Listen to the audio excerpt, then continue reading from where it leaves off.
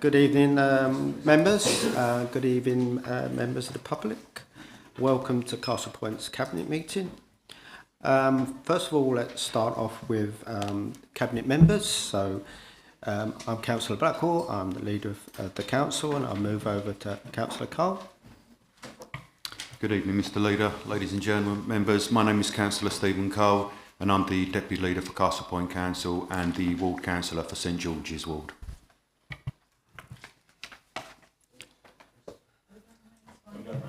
Good evening everyone, my name is Councillor Carol Sage and I'm the Cabinet Member for Housing, People, Health and Wellbeing. Thank you. Good evening everyone, Councillor Russell Savage, People and Community. Good evening everyone, Councillor Barry Palmer, Regeneration and Economic Development.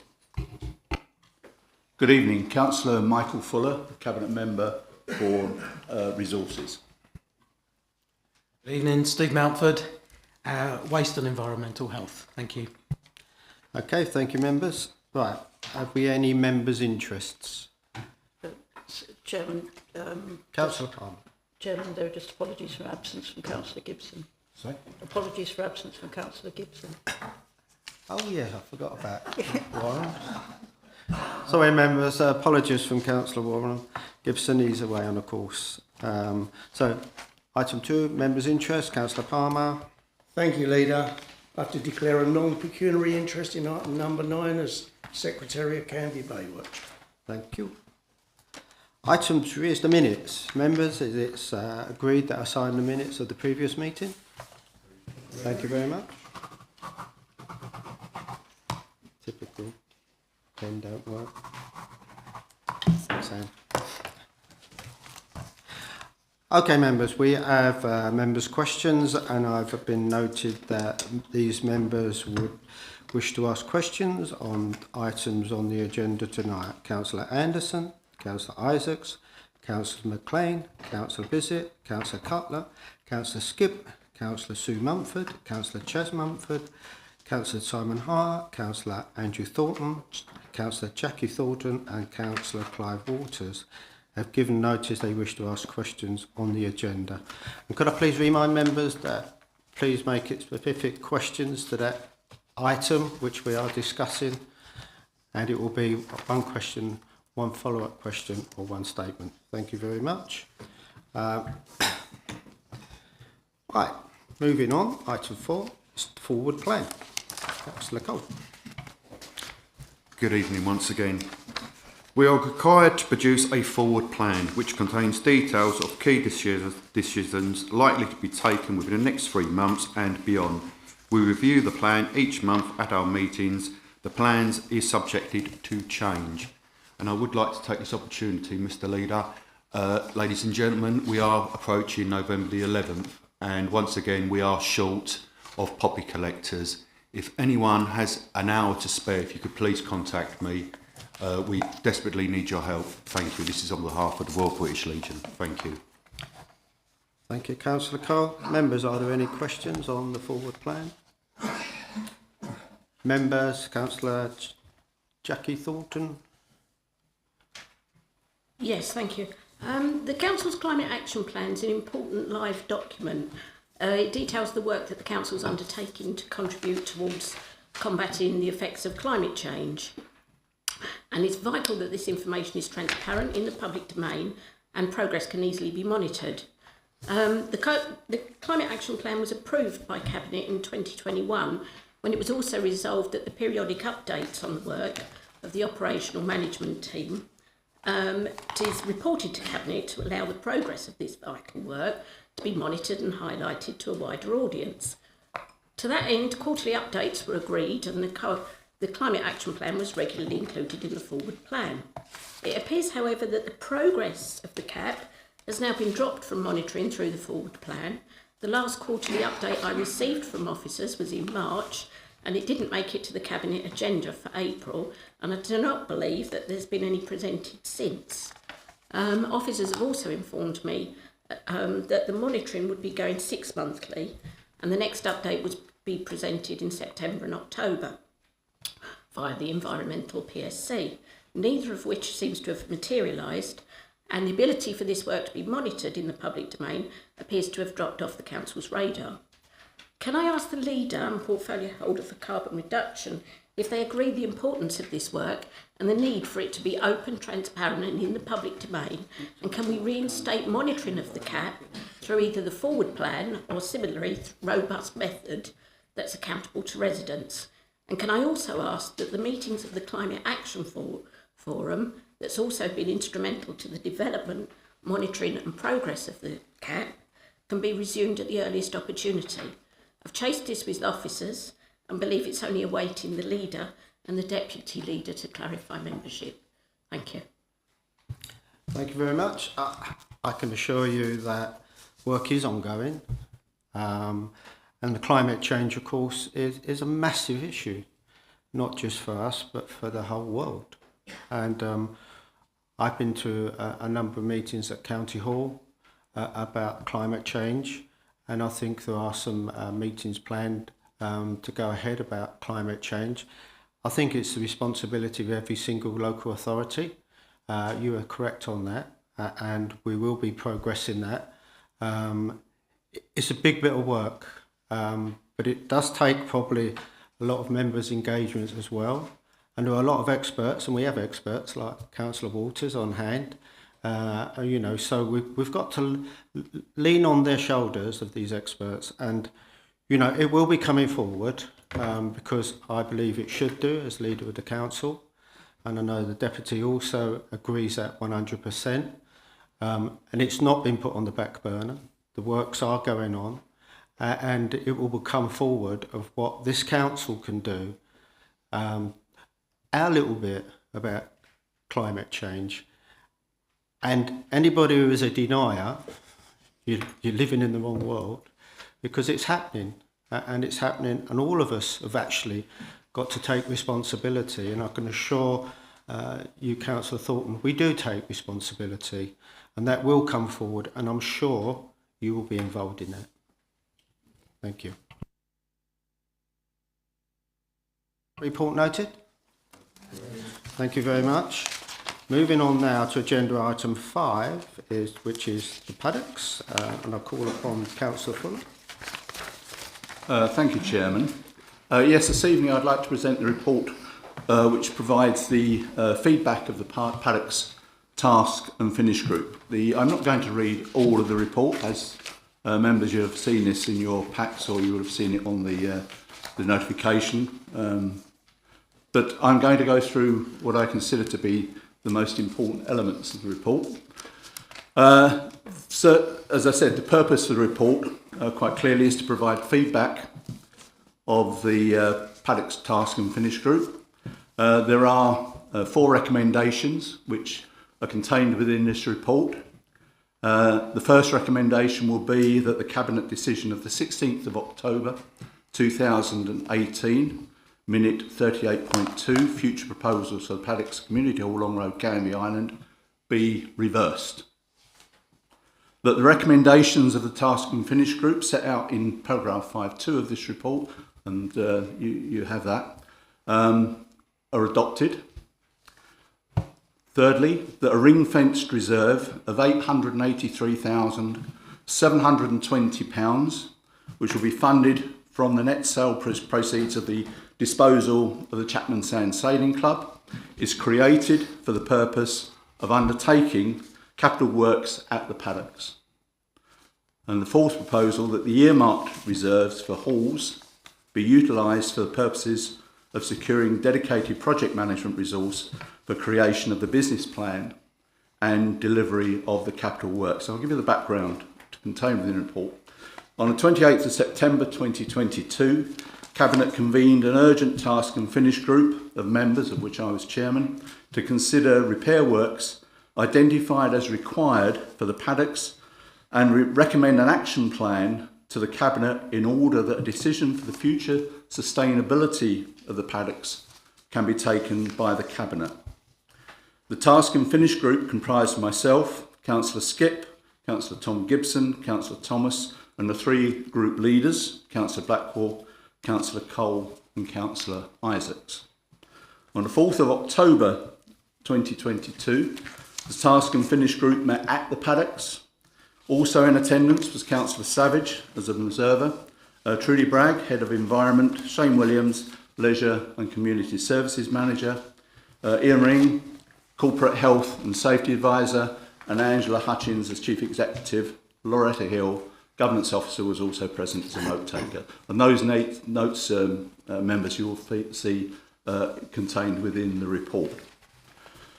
The proposals of that Task and Finish group came about after discussion, lengthy discussion on the evening, and a tour of the building in all places.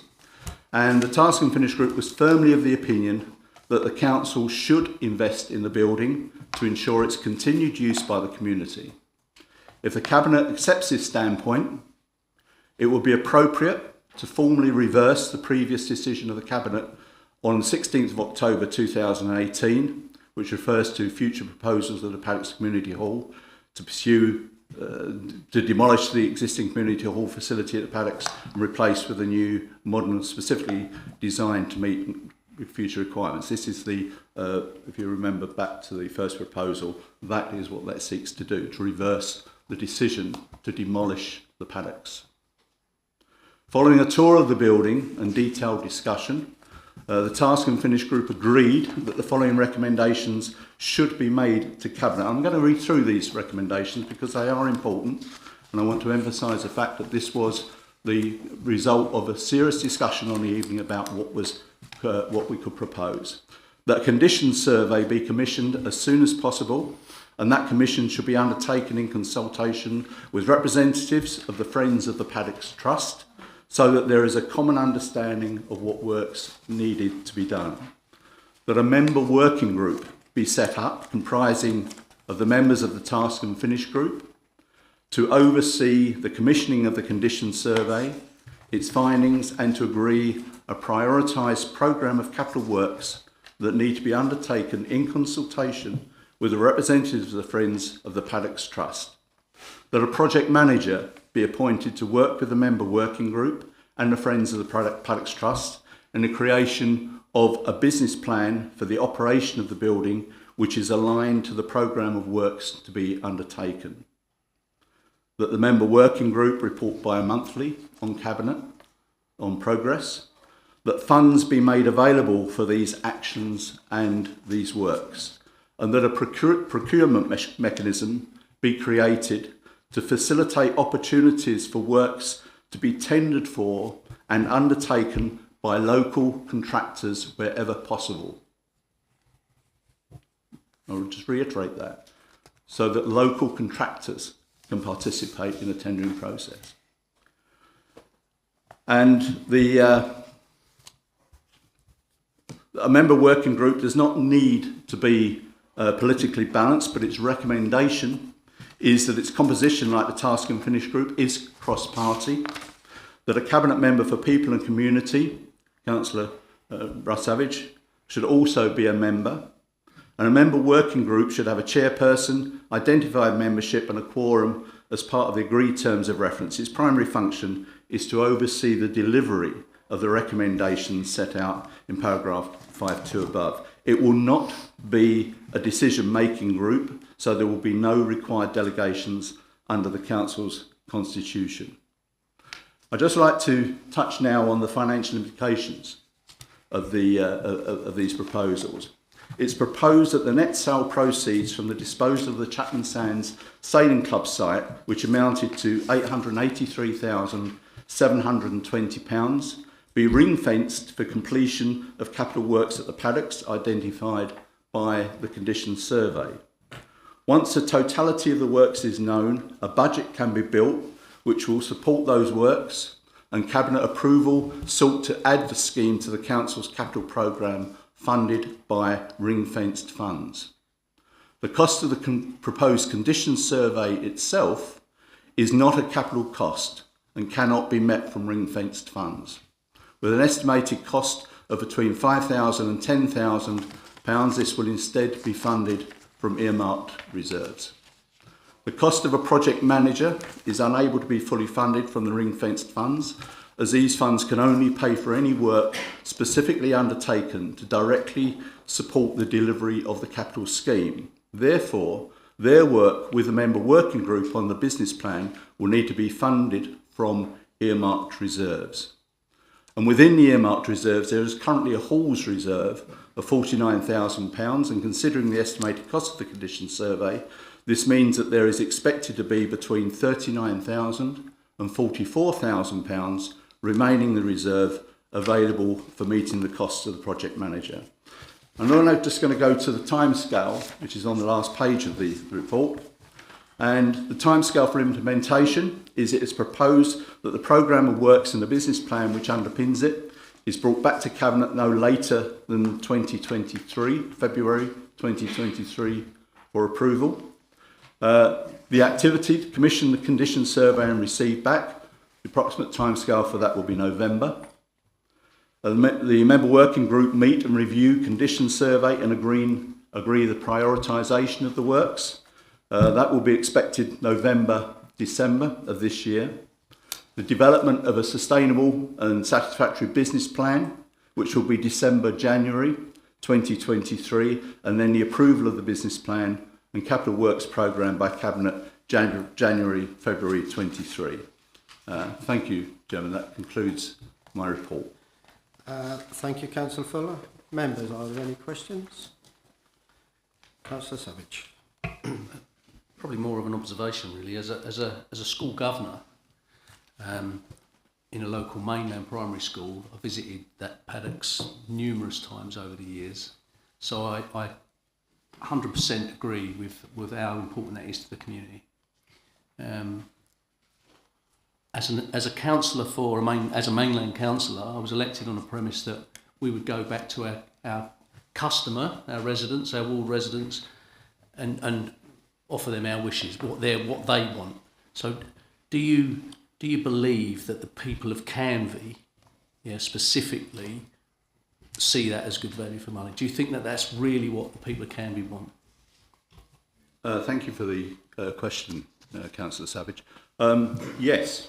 In the short answer, I believe that the Paddocks as a community hall is loved, and the residents of Canvey Island, and I believe for some of the functions which it will be able to provide, the residents of all the borough will be very pleased to see that this administration have taken a grasp of this after years of neglect, the failure to invest on its sustainability, letting it just simply decay, for us is not an option. We believe that when we had that, the task and finish route, we had the inspection, we had some really serious discussions, and you were present, and those discussions unequivocally came back to the foundation that the condition surveys that we'd had up to now had been unduly pessimistic, that they seemed to be surveys directed at one decision, and that's to demolish.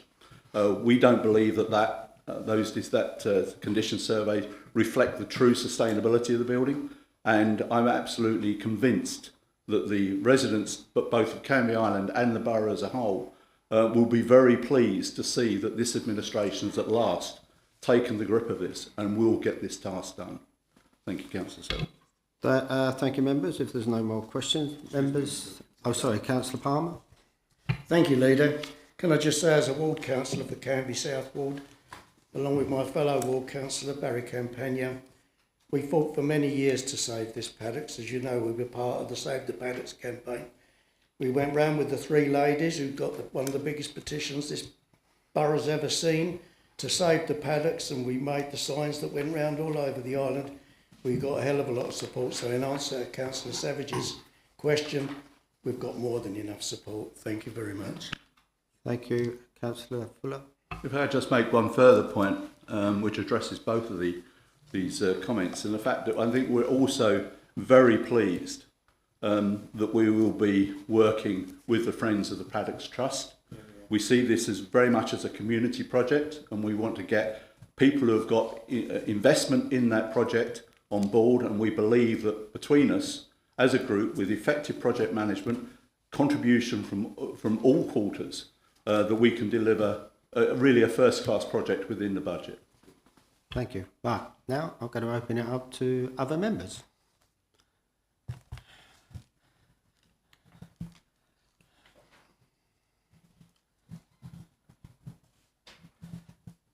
I can't write that quick, so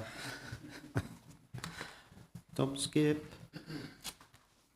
Godfrey, Jackie Thornton. Okay, Councillor Sue Mumford. Thank you, Chairman. Chairman.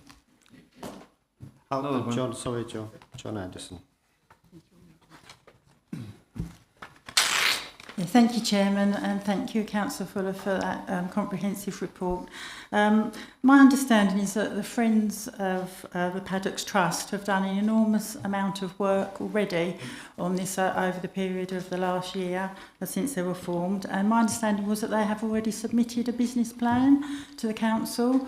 I wonder if you could just sort of tell me if this is the case, because if there's already been a business plan submitted, it seems sort of a waste of money, council resources, to be paying to have, you know, something drawn up again. And also, I know you said that you're looking forward to working very closely with the Friends of the Paddocks Trust. Could you tell me exactly what involvement you actually see them having in the project? Thank you, Councillor. To deal with your second question, we envisage and we believe that this will be the case, that they will be a full participative member of the working party. For your first part, yes, we understand the tremendous amount of work that the Friends of the Paddocks Trust has invested, and we would seek to capitalise on any of their work that they've done within that working group. This will be a partnership. It's not a sort of case of us, you know, dictating. What we want to do is to work with this group and come to if you like, a comprehensive but understand and supported programme of works for the Paddocks. Thank you. Can I just come back on that? So have you actually seen sight of a business plan yet, the council? The business plan, I believe the business plan has been discussed in council. It was before my time. I've not seen it. And as I said, the object of the working party is for all of this information to be brought forward and considered. I would ask Trudy Bragg to come in on that one. Thanks, Trudy. Thank you, Leader. Yes, I can confirm that the Friends of the Paddocks Trust has submitted a business plan, but unfortunately there was insufficient detail in it as it stood, so I think they've gone away and they're still working on it, and we're yet to receive the updated version. But obviously, as Councillor Fuller said, I think it's meant to be a sort of a partnership approach now, so the situation has changed slightly. Okay. Thank you, Trudy. Councillor Chas Mumford. Thank you, Chairman, and thank you, Councillor Fuller, for this intriguing report. Needless to say, I've been involved with the proposals for the Paddocks over a number of years, and it's gone through various periods of looking to replace a new facility there or to refurbish the existing. Has been subject to considerable debate and reports over many years. More of that later, I think, as we go forward with this, because it's such an important project for Canvey Island and indeed Castle Point. But just to hone in on the report here at the moment, it says on page 2 of the report at 5.2a, it says that a conditions survey be commissioned as soon as possible, so there is a common understanding of what works need to be done. The report goes on to suggest a cost of between 5,000 and 10,000 for that work. In 2018, the council commissioned a comprehensive condition survey by Keegan's, and I'm quite sure we all know they're a leading provider of professional property consultancy services, and I have a copy of that report here, which is completely goes into full detail of refurbishing this particular facility. So my question is, and I was quite concerned to read that people consider that the survey is, I think pessimistic was the term that was used. Is pessimistic perhaps the right phrase, or perhaps is it realistic would be perhaps a better word to use? So may I ask, who on the task and finish group is qualified to say, as the report does, that the Keegan report is pessimistic, and what criteria were used to come to that conclusion, and why do we no longer trust this report that was put together by experts? Thank you.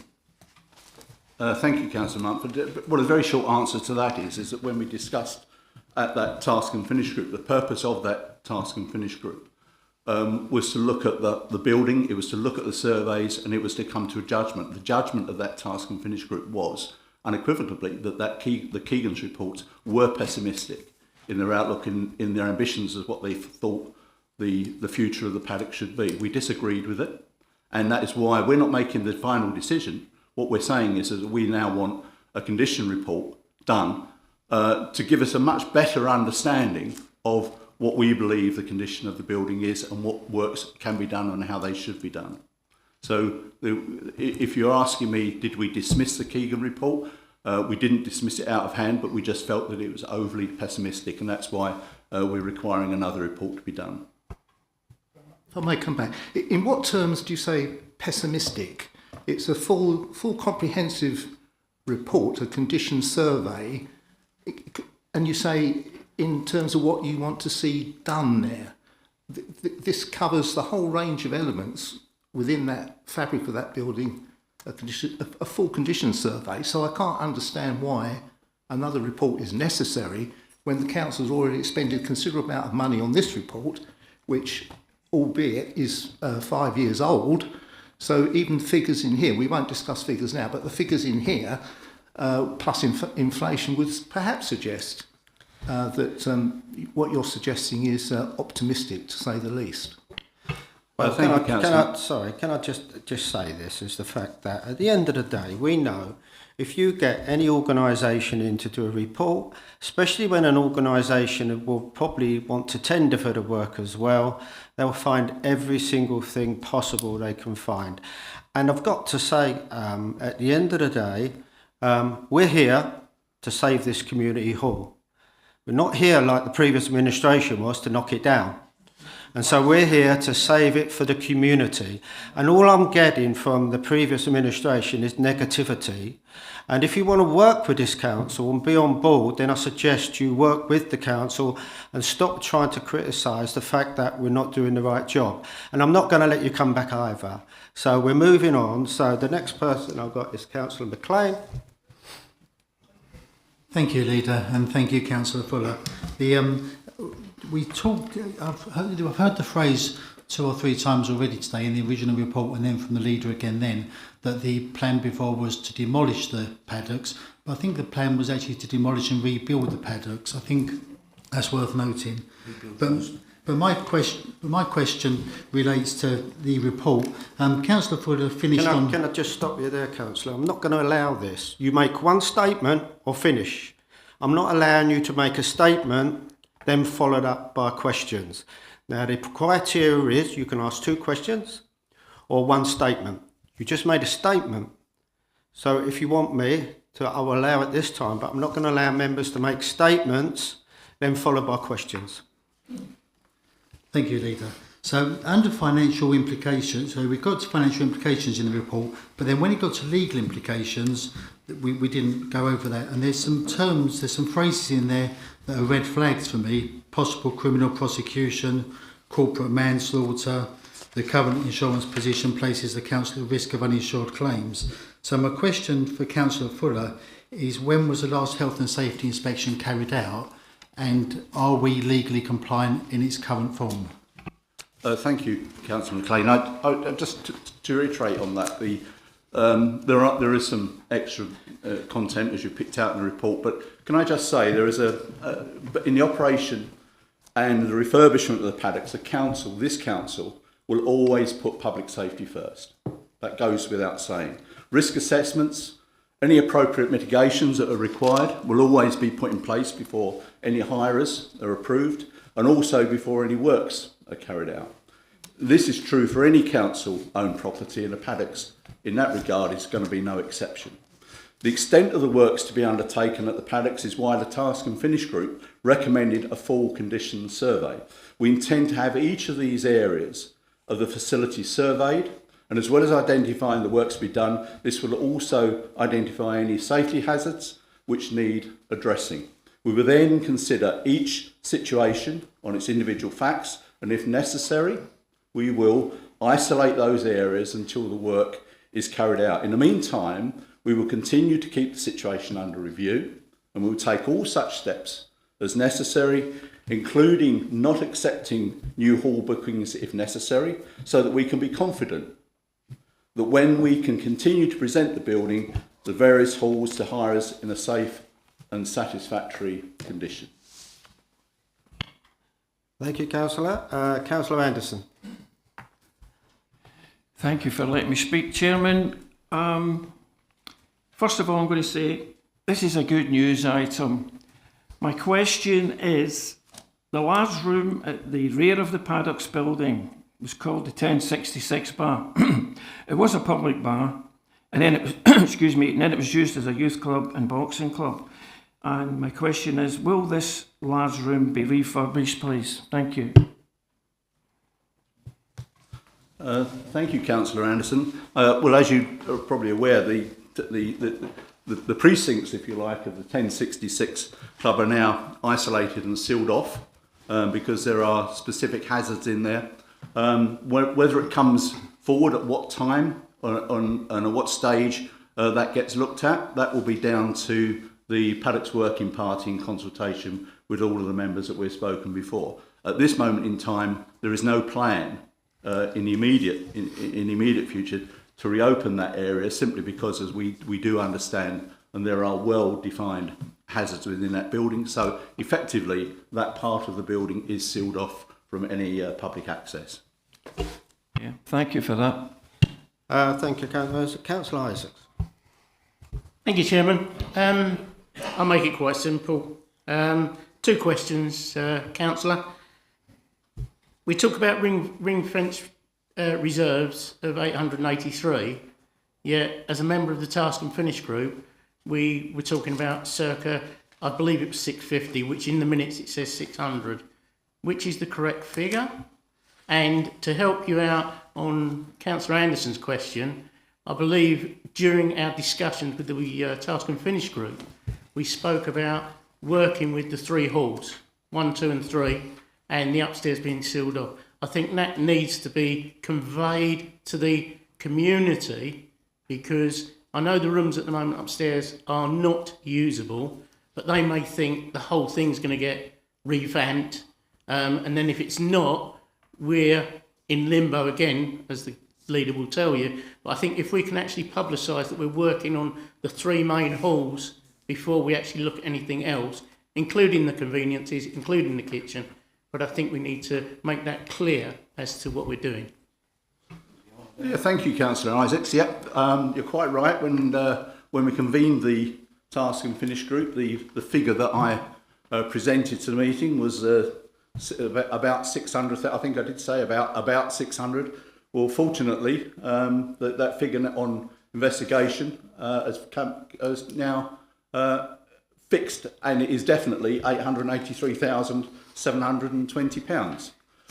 With regard to our decisions taken in that Task and Finish about the building, you're quite right. The upstairs areas, the only thing that's actually functional in the upstairs areas, even though the fabric of those areas upstairs are not too bad, the only thing that's functioning there is the fire alarm. There is no electrical services and such like that. That's all been disconnected. And you're quite right. I mean, that will be maybe in the future part of the project, but it's not the initial part of the project. Our initial part of the project is to get the main halls back into operation. So you're quite right. When we actually come down to the programme of works, it'll be very clear, and it'll be done in a very public way, so that everybody knows exactly what we were doing, how we'll be doing it, and the timescales, and that detail of which area when will be evident. But as you say, quite clearly, the 1066 bar and the upstairs areas at this stage in time will be no-go areas. Thank you. Thank you. Councillor Skip. Yes, thank you, Chairman. Yeah, I have two questions as well for the Cabinet member. The first one relates to the new condition survey. Is it not the case that this was commissioned now purely because of the change in the scope of the repairs that are going to be carried out rather than the previous report being pessimistic? The second question relates to the business plan. Okay? There's very little in this report that mentions about the ongoing costs of maintenance of the hall to maintain the centre once all the repairs have been carried out to the requirements. So I'd like to be assured that there is some consideration being given to the ongoing costs, and that will be reported back in due course as well. Thank you.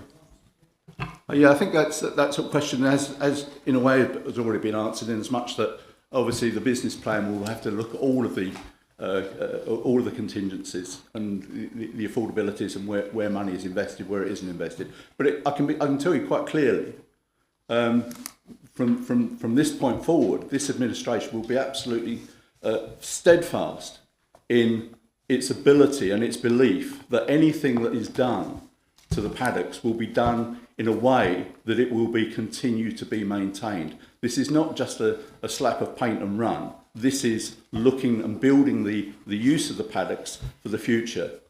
It's not just simply let's just patch it up and go with it. It's a much bigger ambition than that, and it's a deliverable ambition. And I'm sure, as I said before, with all of the opportunities that we have to involve local tradesmen, local tradespeople in the refurbishment, it's going to give opportunities there.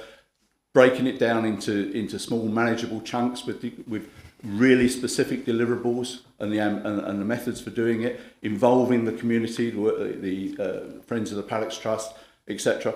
I think this is going to be a sustainable and it's going to be a deliverable project, and it will end up with a community hall that we can be proud of as an administration and as a council, but also will serve the purposes of the residents of Canvey Island for many years to come. And also, of course, others in the borough and any other hirers that care to use it. My first question regarding the condition survey, please. You're quite right. Yes, the condition survey. As I said, you were at the task and finish group. You were part of the discussions. The leader has already said the condition survey. We believe was a condition survey steering towards a demolition, and we don't think that's really the objective. That's not what we want. What we want is a condition survey that gives us a clear steerage as to what needs to be done in each of those individual areas, and gives us a method and a process and a target, if you like, that we can work to bring those individual areas back into use in a safe and effective way. The condition survey, when it's done, it will be comprehensive, we know that, but it will be done on the basis of not going in and saying, find us reasons why we knock it down. It will be a case of, let's actually see what the true conditions of the building and what are the possibilities.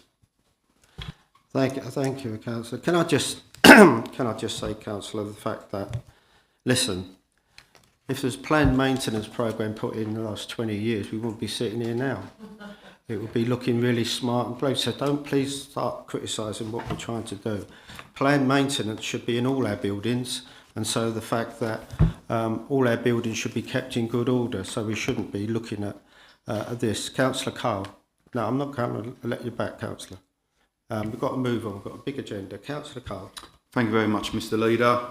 Mr. Leader, when this administration was first brought forward, you asked me to have a meeting with the Friends of the Paddocks, and myself, there was Barry Campagna, there was Trudy Bragg and Shane Williams, and we sat down with the group and we listened to them.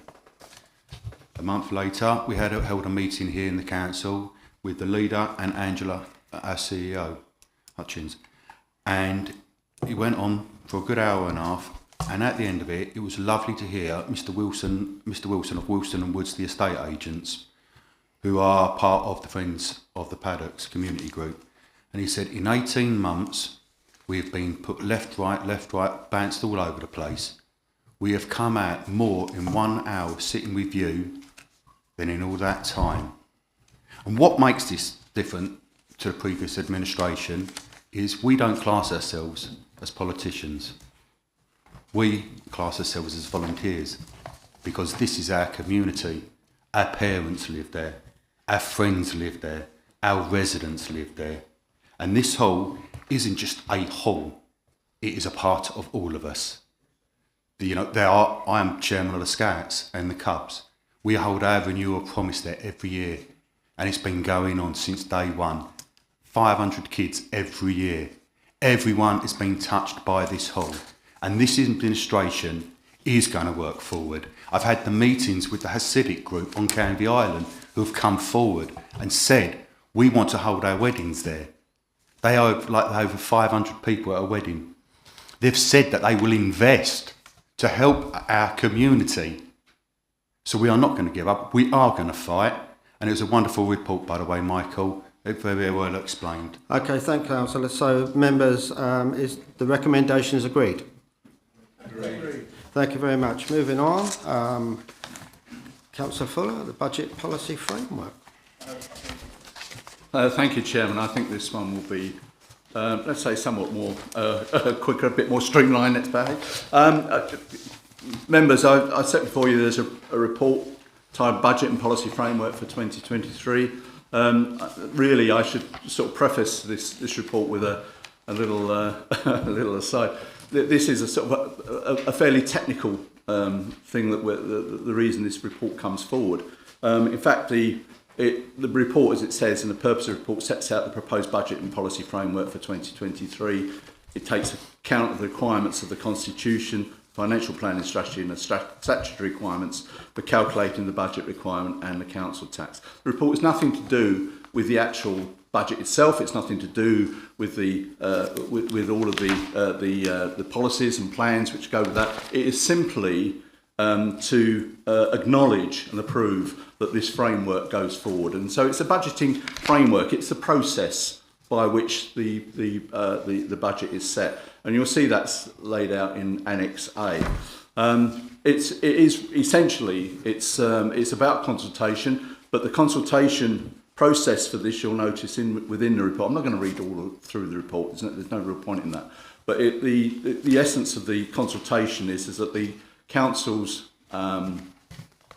constitution currently requires this report to be presented and the consultation to be undertaken. But in fact, the actual consultation historically and is simply by appending the framework and the policy list to the report and then publishing it as part of the cabinet papers on the council website. So I've got nothing else really to add to that other than just simply ask you to recommend and approve. Thank you, Chairman. Members, any questions? Any questions from members? No? Then, members, is the recommendation agreed? Agreed. Thank you very much, members. Agenda item number 7 it's quite an important item, the cost of living pressures, and all our residents, if they're not at the moment, will do, I think, through the winter, suffer the cost of living crisis. And we've been working hard to come up with some ideas on how we can help our residents. And what I'm going to do is ask Ben, and I'm going to put him on the spot, because Ben Brooks has spent a lot of time working on this, and he's got to take a bit of credit for what he's done. And so I would ask Ben just to run through some of the ideas we're putting forward to help our residents over the cost of living crisis. Ben. Thank you, Chairman. So the paper starts off really just sort of talking about the national picture. This is all stuff you'll be listening to on the radio and reading about in the newspapers. Just in terms of the sort of various aspects of cost of living, so it talks about inflationary pressures, it talks about energy prices, etc., etc.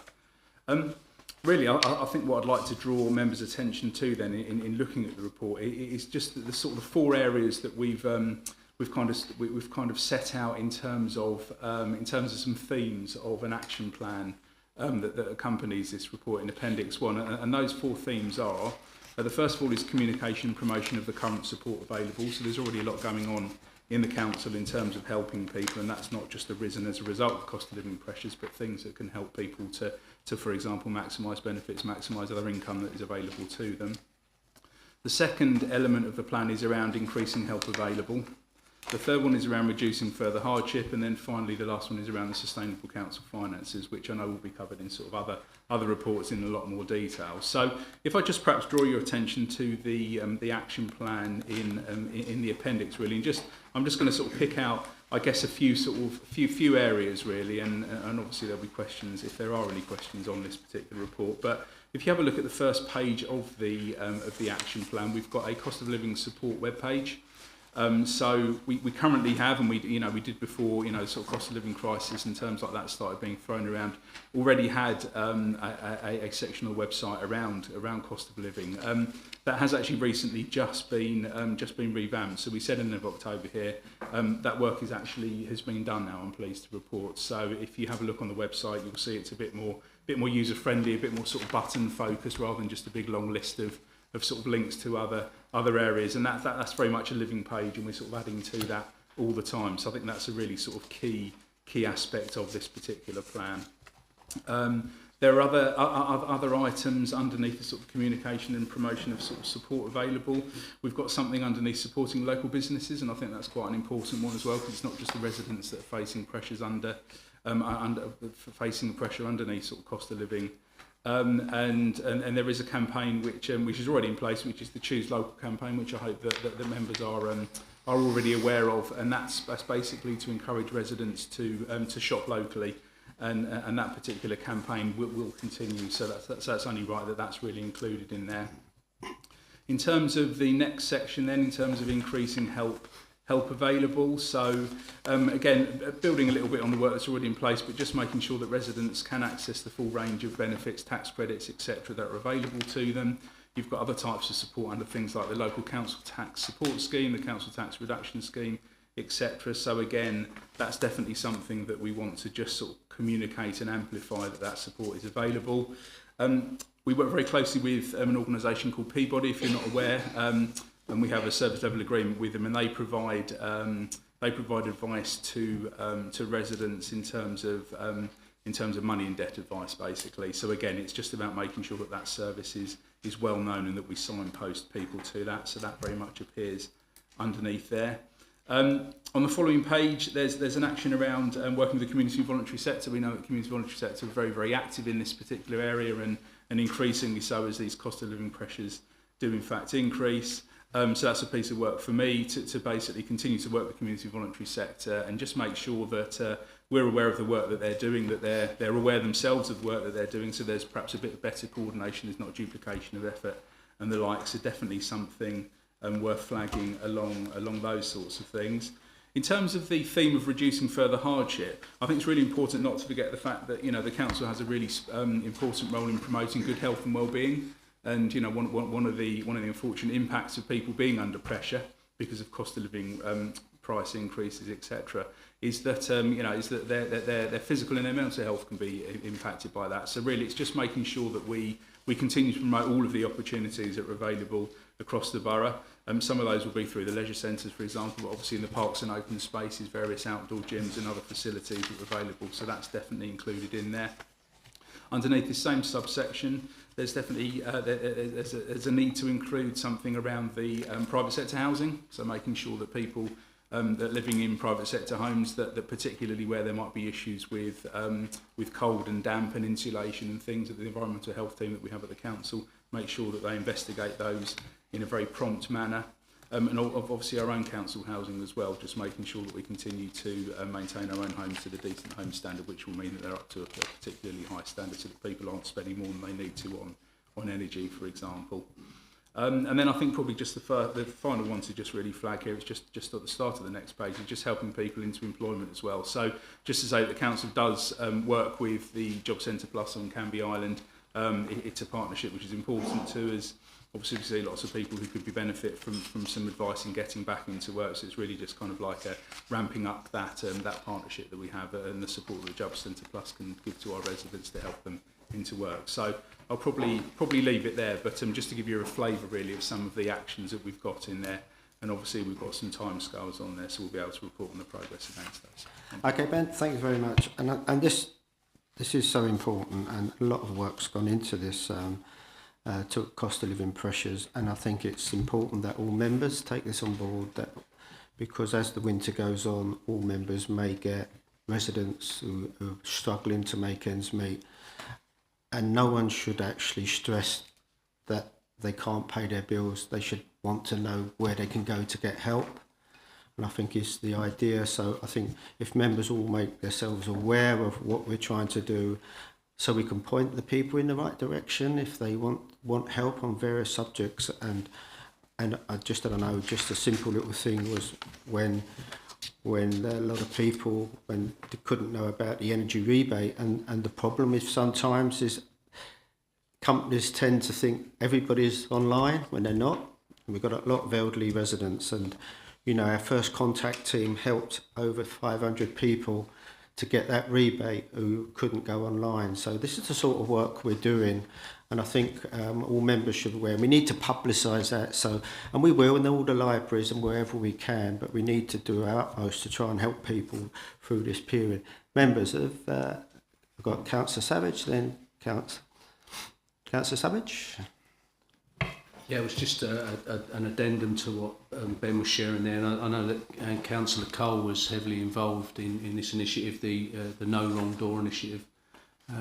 This is when people find themselves at that point where they really do need some assistance, and been working with local charities. I know that Cavs were heavily involved in the conversations, and I know that Councillor Cole was heavily involved. But it's something that I would highly recommend councillors and obviously residents to look at, because there's a really good source of support there.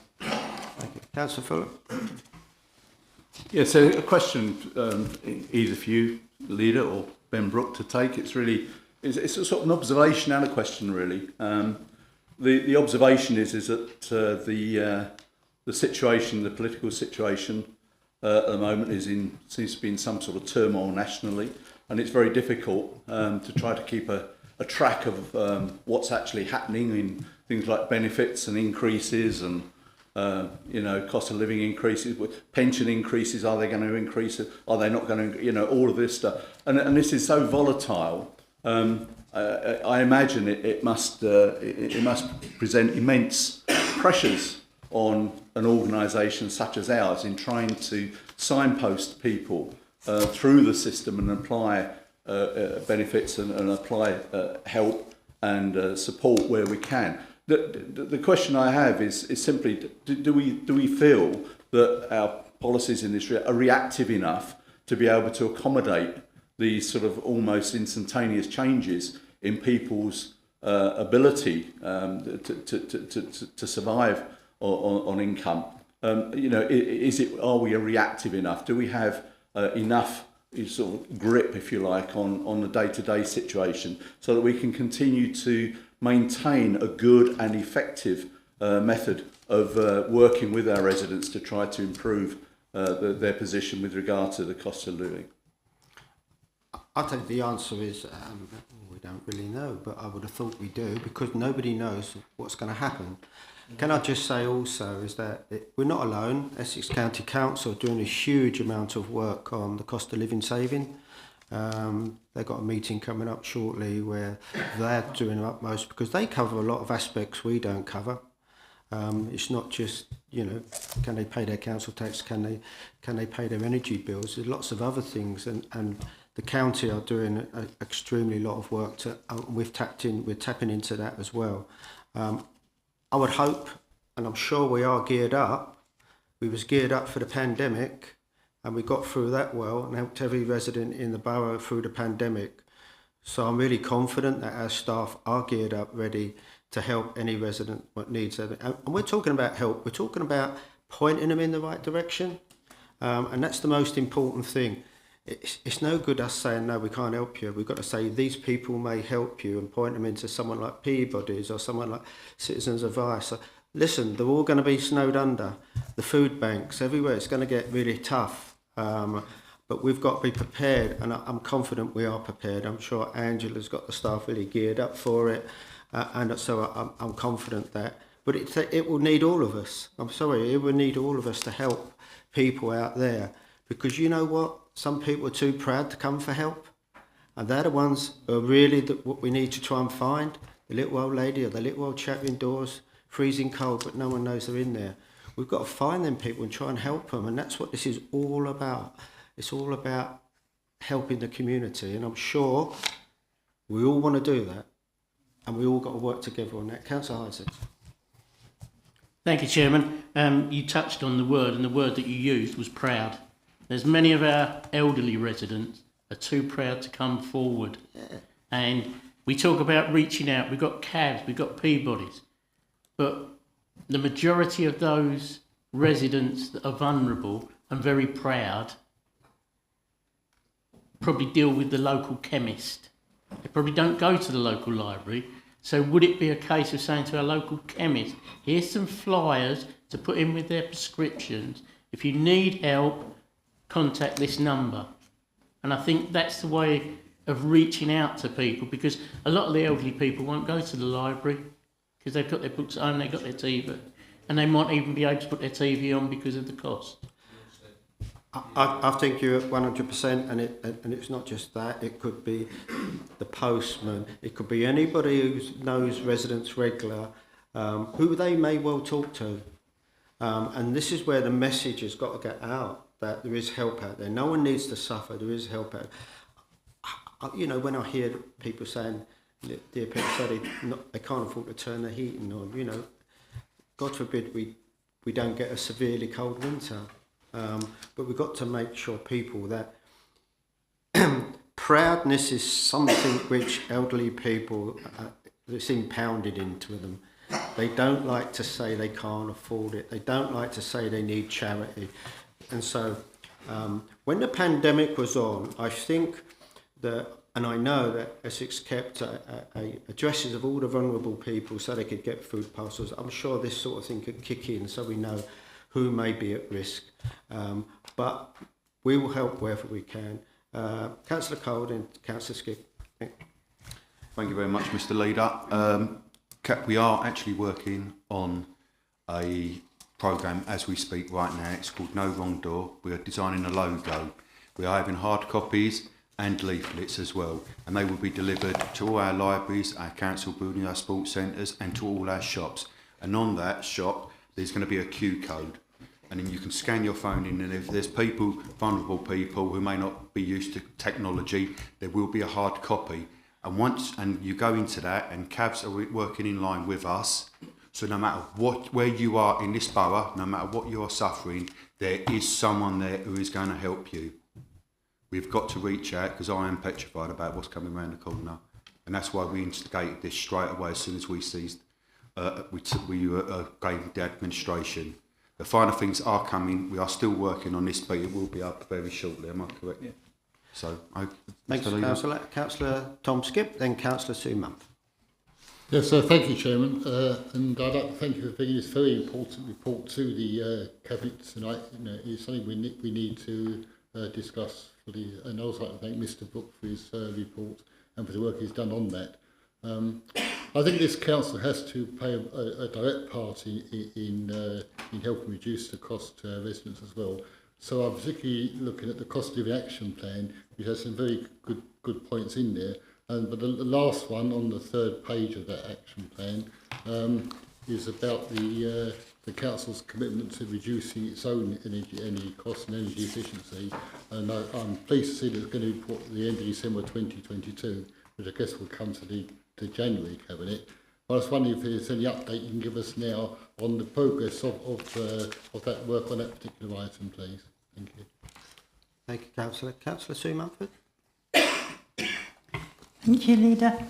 The point I wanted to make really was just that I feel that we should be working very closely with the schools as well, because it's going to be the teachers that are going to be noticing the children that are coming to school, you know, perhaps dressed not with warm enough clothing, or they might say that they've not, you know, had breakfast and things. And I know a lot of the schools have got breakfast clubs, and I know the teachers are very observant and the schools are great. So I just wondered if we got something in place that we can work directly with the schools. Councillor Cole. Thank you very much, Mr. Leader. That is where the wrong door is coming in. It will be in schools as well. It's going to be everywhere. And no matter, because most of the young kids nowadays have all got a mobile phone, so they'll be able to Q-code it. Then they can go off in private.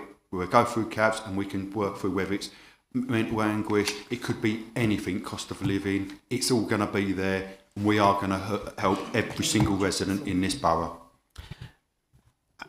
Thank you, that's brilliant news. I think you're so right with schools, because the kids don't tell lies. When they're asked the questions, they tell the truth. So if they say, has mummy got the heating on? If it's not on, they'll say no. And so, you know, they're our first point, and that's so important, because, you know, where's some, and they might even say, went round Granddad's the other day and it was so cold he ain't got his. That's how you get that information, and I fully support on the schools. That's so important. Okay, Councillor McLean. Thank you, Leader. I think there's no doubt that despite the government's intervention for supporting energy costs in recent weeks, there's tough times ahead for our whole community, and the food banks across the borough are all reporting a big uptake in people visiting them. And I hear what we say about people's pride, but if you're not eating, then pride, people are swallowing their pride.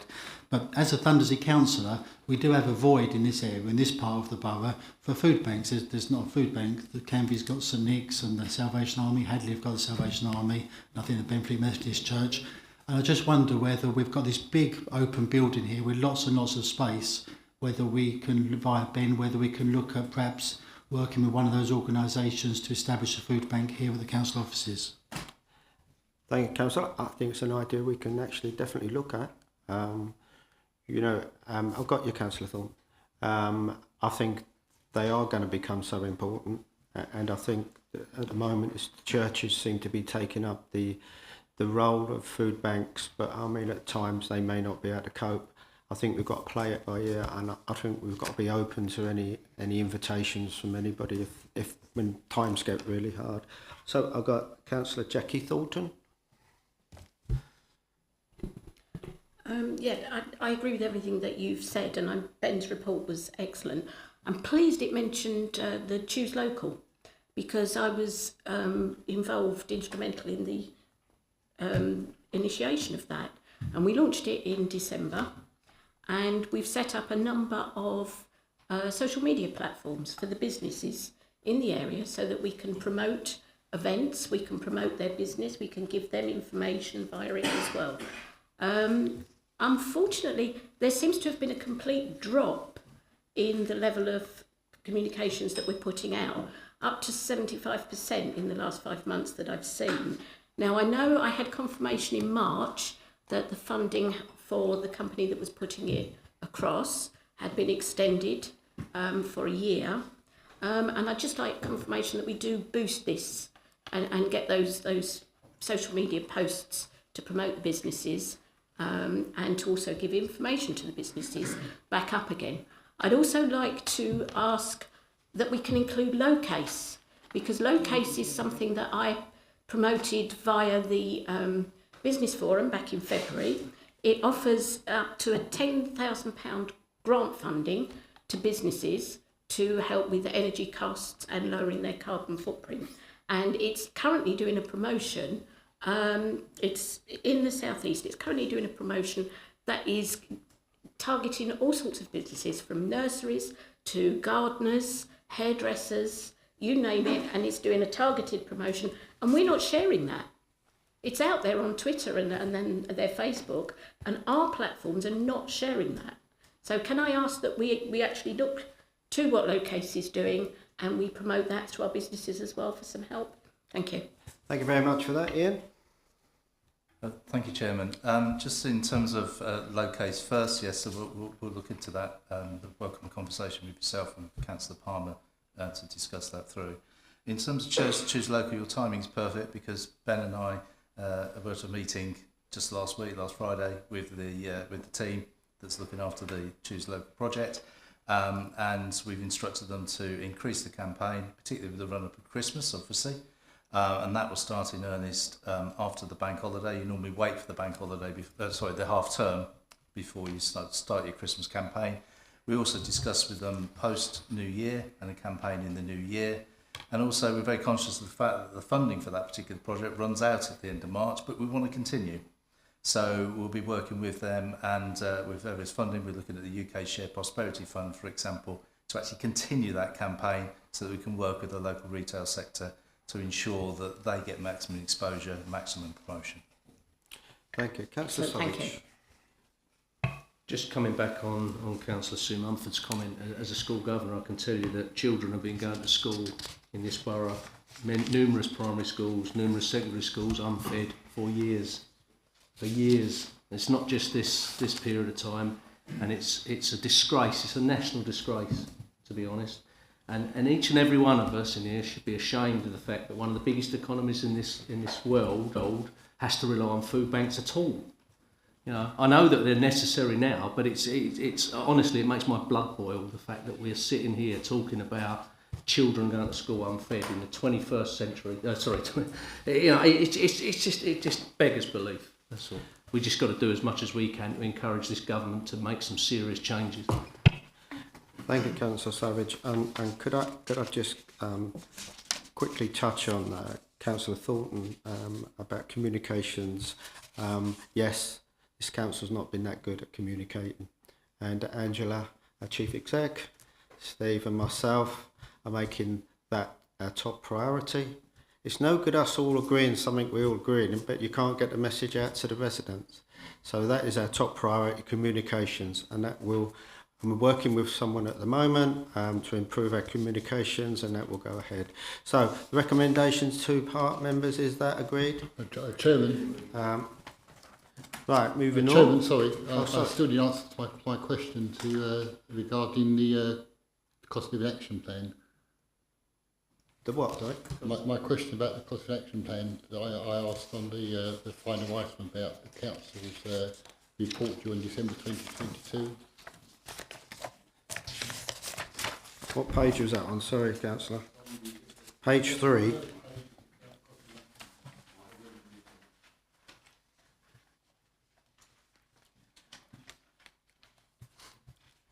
Ben, if in doubt. If I understood correctly, it was the question around the it was what the council is doing in terms of looking at its own energy, wasn't it? Yeah, that's right. Yeah, so I'll get a progress update on that and report back to you. Thank you. Thanks, Ben. Okay, thank you. Thanks, Tom. Sorry, Chairman, thank you. Right, moving on then to the corporate performance scorecard. Councillor Cole. Thank you very much, Mr. Leader. The purpose of this report is to set out the proposed indicators for the corporate performance scorecard for 2022-23. The scorecard is explicitly linked to the Council's priorities, and the recommendation is that Cabinet agrees the corporate scorecard indicators for 2022/23. Appendix 1 of the report sets out the proposed changes to the indicators that were reported last year. These are removed to the following indicators: percentage of businesses which reported a local skilled shortages when recuperating, unable to find a source of data for this, but are committed to improving our engagement with local businesses. The percentage of usable allotments owned by the council. Operational indicator, no issues with performance. The amount of disability grants, the amount of disability facility grant allocated as a percentage of overall budget is always 100%. Doesn't provide any more useful information. The percentage of building control applications processed within statutory time limits is always 100%, as it is a statutory timescale. And the progress of the local plan against the milestones set out in a local development scheme. Local plan has been withdrawn. A new plan is being discussed. Appendix 2 sets out the proposed indicators for 2022-23. The new indicators are shaded in, and the reason for their inclusion is set out in section 5.4 on page 3 of the report. And I would like to make this clear, Cabinet, that Cabinet should note that the scorecard is flexible, and the new indicators can be added to the scorecard during the year if appropriate. For example, indicators relating to the cost of living or possible recession. Are there any questions? Cabinet members? No? Councillors? Councillor Mumford? Councillor McLean? Yes, thank you, Chairman. I'd just like to ask Councillor Cole, if I may, and thanks for that report. On the indicators that we're suggesting we're going to remove, PP 001, progress against the local plan. I just wondered why we are removing that. I mean, it's been nearly a whole 6 months since we withdrew the local plan, and I would have thought it would be necessary, absolutely necessary, for this to be an indicator that's flagged up, so we can monitor the progress on this. It's no doubt going to be the single most important undertaking this council's taken for a long, long time. So, I'm surprised it's, we've got a bit of drift here. 6 months has gone by since we've actually done anything, and now we're perhaps suggesting we're going to remove it as an indicator. I'd like to recommend, if I may, that it's put back in. Thank you. Thank you very much, Mr. Leader. Mr. Leader, I'm going to pass this over to the officer, Ian Butt, who can explain this more fluidly. Thank you very much.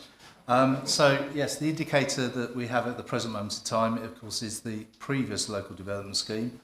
That scheme is no longer valid because the local plan has been withdrawn. You will notice in the forward plan that there is a local development scheme due to be reported to Council in November, December time, and that the new indicator will be against that local development scheme.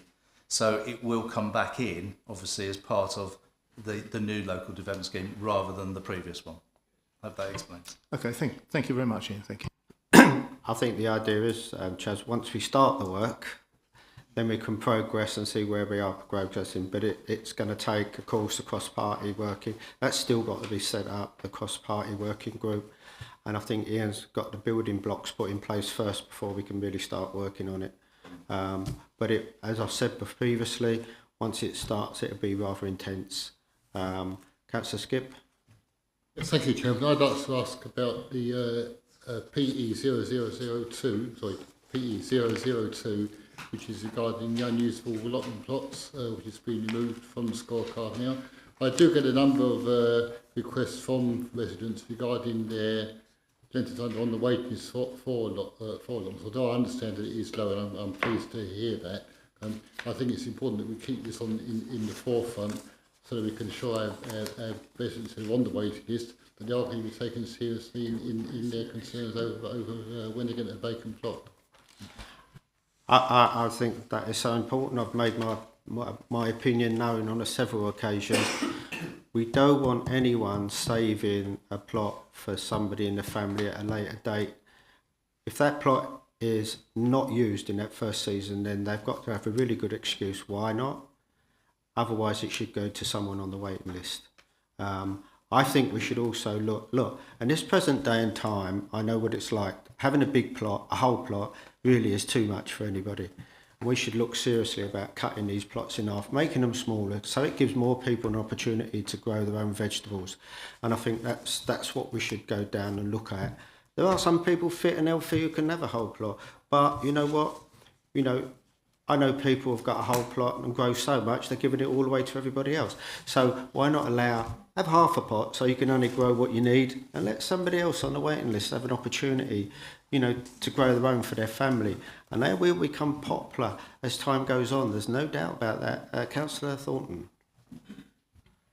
Yes, just on that point, I'd like to highlight the success of the Hadley community allotment. They've taken over a derelict site. They've cleared it. They've done phenomenal work in just 6-7 months. People are taking food away.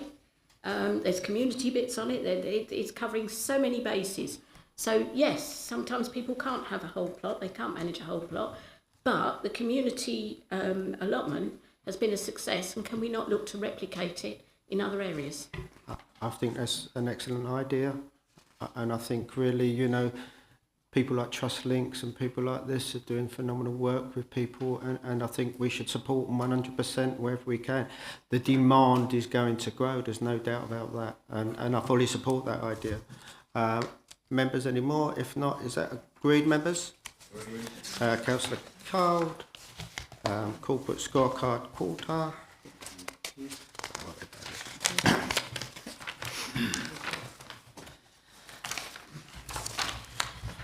Thank you, Mr Leader. Members, the purpose of this report is to set out the performance figures for the Corporate Performance Scorecard 22-23, links to Council's priorities and objectives. The scorecard is statistically linked to the Council priorities and a recommendation that Cabinet notes the report and continues to monitor performance. The overall summary of the 23 indicators reported, 19 are at or above target, 2 are near target, 2 indicators are below target. Trend in performance shows improving performance in 13 indicators, declining performance for 7 indicators, performance levels maintained for 3 indicators. Performance has been good in the following areas: people, homeless prevention and relief both above target. Leisure memberships continue to rise even in the current crisis. And wonderful team down there, and we've got a really good team down at the leisure centres. Place, satisfaction with repairs and maintenance, void turnaround times. Environment, the number of requests for highway verge cutting, fly tip removals, enablers, wheelie bin garden waste subscribers, that is raising every year. Benefits processing, although new claims slightly below target, it has improved. Performances should be monitored in the following areas: enablers, sickness absence, fell during COVID as everyone was staying away from each other. It's just creeping up, and HR are keeping an eye on this. And that is it. If there's any questions, I'm more than willing to take them or pass them over to officers for better understanding. Cabinet, no? Councillor Isaac? Thank you, Chairman. I've got one question and an observation, really. Who in the council offices made the decision regarding the flats for pink and food waste to be collected from the curbside?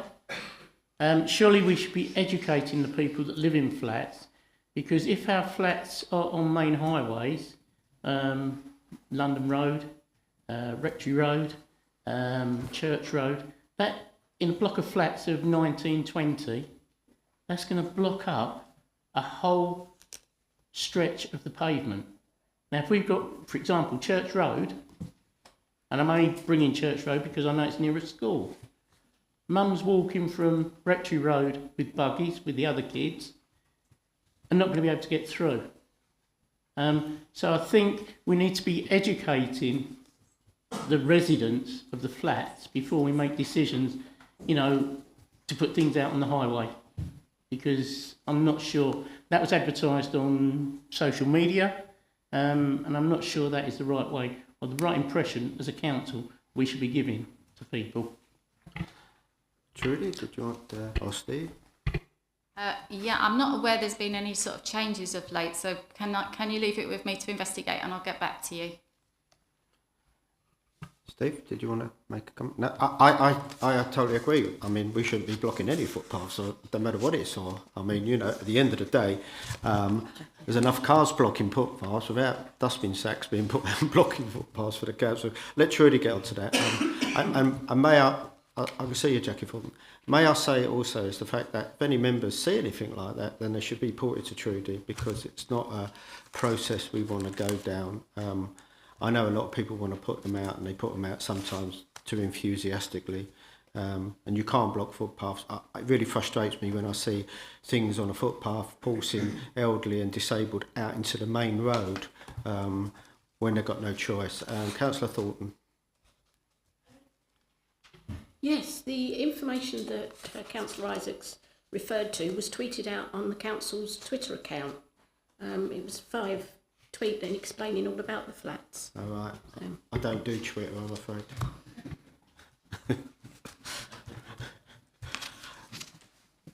I'm sure Trudy will take that back and look into that one. Okay, members, moving on. Is that agreed? Thank you very much. Moving on, so we go on. It's Councillor Cole again, and that is the Canvey Seafront application for bathing water designation. Thank you very much, Mr. Leader. This is a forward motion for us. We're going in the right step of helping our businesses and our seafront. So, the purpose of the report is to advise Cabinet of the process of applying for designated bathing water status and to seek approval to proceed with an application for designated bathing water status for Canvey Seafront. Links to the Council's priorities and objectives. This proposal links with the Council's environmental priority, and the recommendation to Cabinet is that the Cabinet confirms its desire for the Council to proceed with an application for designated bathing water status for Canvey Seafront. So I'll quickly explain to you what this is all about.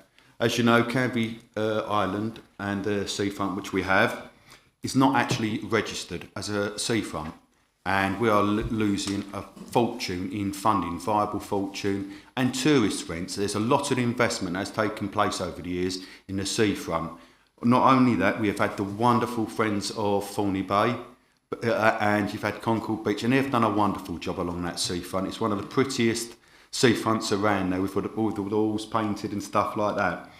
And what this is actually implying is that we are going to look at Concord Beach, Labworth and the Thorney Bay Beach. And we started in 15th of May this year, and it finished on the 30th of September. It included weekends, school holidays and bank holiday periods where we was testing water. And once we've done this, we've applied and looked at talking to bathers and other ones in consultation. We've spoken to the beach and waterside facilities, owners and operators of the beach or waterside businesses, local residents and the Canvey Island Town Council. So we're all in agreement on this, working together.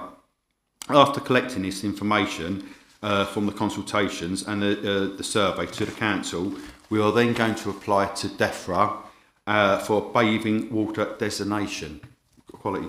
And then that means that they're going to have to contact over several organisations, including Anglian Water and the Environment Agency. And then they will be required to regularly inspect the water. Also, you can go onto the bathing apps and it will tell you what the scores is. So at present, Southend, one of our sister councils up the road, has 3 stars. Now, we may not get 3 stars because you've got to remember the Thames, it is a tidal current. So what goes up down Southend may go past us and vice versa. But by coming onto this, we can then start collating what is going wrong and actually start looking at the environment and challenging the water companies about putting out refuge into the sea, which is what we're all about. We want to look after our environment. There is no financial cost to the council, but I am going to draw you into one point, and that is, and I will read this out. Whilst good quality bathing water results would be beneficial in helping to attract more visitors to the seafront, poor bathing water quality sampling results would possibly have the opposite effect and adversely impact on local businesses. So we must tread with some caution on this, but I do honestly think this is the right course of action for Canvey Island and for Castle Point. I will take any questions if need be. Councillor Fuller, Councillor Palmer. Thank you, Councillor Cole. I mean, yes. As a Canvey resident, I'm fully aware of the pride that the Canvey residents have, and also, I say the Canvey residents, but also the mainland residents, because these beaches in the summer are really well used. If we could just arrange with, nature to just perhaps not have the tide coming quite so far, so that we get a little bit more sand more occasionally. But the whole point of this, though, is that this is a recognition. If this goes ahead, it's a recognition of the really the quality of the excellent seafronts that we have, and we can build on that. I'm very aware that you have the little rider on the back about poor results could be detrimental. We don't want poor results. The whole point is that if these waters are designated as bathing waters, it puts immense pressure on places like, you know, Anglian Water and all the others, all of this effort to really to come up and start doing something to protect these bathing waters. There are incidents, and with the best will in the world, there will be occasions when something happens up there or out there, and you know we may get the odd poor reading, but it has to be done in context, because all of that will do is it will put more and more pressure on the authorities who are responsible for the quality of the bathing waters to really come up and stand up to the plate and start doing something effective. I really do welcome this, and I'm sure when this is understood and it becomes, as I'm sure it will, it comes to pass, it will be very, very, very welcome for all of the users of those beaches. Thank you, Councillor Cole. Councillor Fuller. Councillor Palmer. Thank you, Leader. As a founder member of both Friends of Conquerable Beach and Canvey Baywatch, which has just celebrated its 8th birthday, I can say how much we welcome this.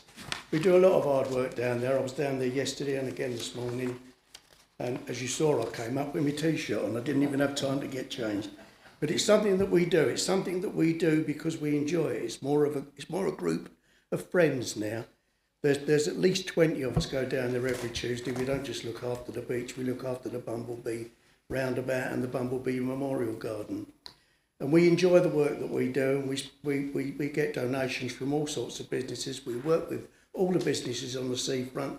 We get concessions from them, I'm glad to say, because of the work that we do. But this is going to be a wonderful thing, and it just goes with the work that the volunteers are doing, both the Friends of Concord Beach now and Canvey Baywatch. And we know that Thorney Bay is also earmarked in the not too distant future to be a much better place, with the money that we got from the Levelling Up Fund and the new pavilion that's going to be going there. So I say thank you very much for bringing this forward. Thank you very much. Members, any members? No, members, can I just say that, you know, I fully support this 100%, because it seems quite strange when I remember first raising this about 5 years ago, and it seems quite strange when you look at the Environment Agency's water testing map, and it starts at Leigh-on-Sea. It doesn't include Canvey, and it's simply because Canvey is not designated as a seaside resort. And so, you know, once we get that designation, I'm sure people talk about, yeah, you might be bad results. Let's face it, the Thames is probably cleaner than it's ever been in the history of the Thames. You can tell by the fish they're now breeding in the Thames, and they're cleaning. I'm not saying the other side of Tower Bridge, but I'm talking about the tidal area. And we get the tide come in twice a day, so you get fresh water. And I think this is really overdue. It will help all the businesses in the seafront to expand, and we can advertise. You know, we've got a nice beach and clean water to come and and we shouldn't be afraid of actually having the water, because I think we should be able to tell residents it is safe to swim in the sea off Canvey Island, and I think that's what it's all about. So members, is that agreed tonight? Agreed. Many thanks. Thank you very much, Councillor Cole.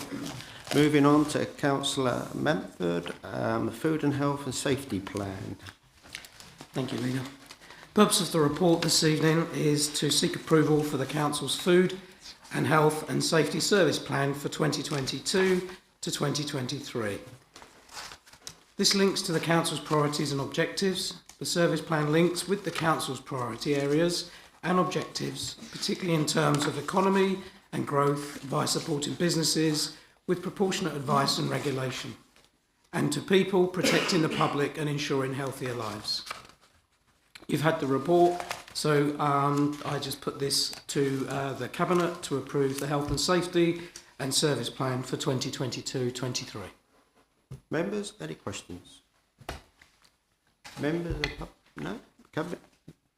I mean, we tend to forget this, but it's probably one of the most important reports going, because without these guys going around testing all the food outlets and all that, you know, and they're probably unsung heroes because they're in the background, and we expect them to do it all the time. So I'm well pleased, and they should be congratulated. They work really hard to make sure, you know, when you buy your takeaway, you're not going to end up with a dodgy tummy in the morning. So well done. Is that agreed, members? Agreed. Members, thank you very much. Moving on to agenda item 11. Now, I've got to bear with me because my pages are in the wrong order on this one.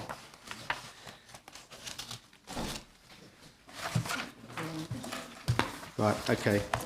Right, so first of all, I'd like to actually congratulate the Environment Policy and Scrutiny Committee for the work they've done on this. It's a difficult one, to be honest, because it's all about should we enforce that people who have driveways put in, that is porous and the water runs through, or should we actually encourage them to take note with information we put out? And I think members have gone for the latter, that we don't want to go down the enforcement. And the big problem, what I think we've got to educate people, is the fact that people complain when their road floods. If they've got a driveway which is concrete, the water will run off that driveway into your road. And so it's trying to encourage people to actually realise that maybe, you know, making some sort of, if you put a drive in that is some sort of porous drive or some sort of drainage at the beginning, to actually encourage the water to seep in the ground rather than flood into our roads and flood our roads. So I'd just like to thank all the members for that.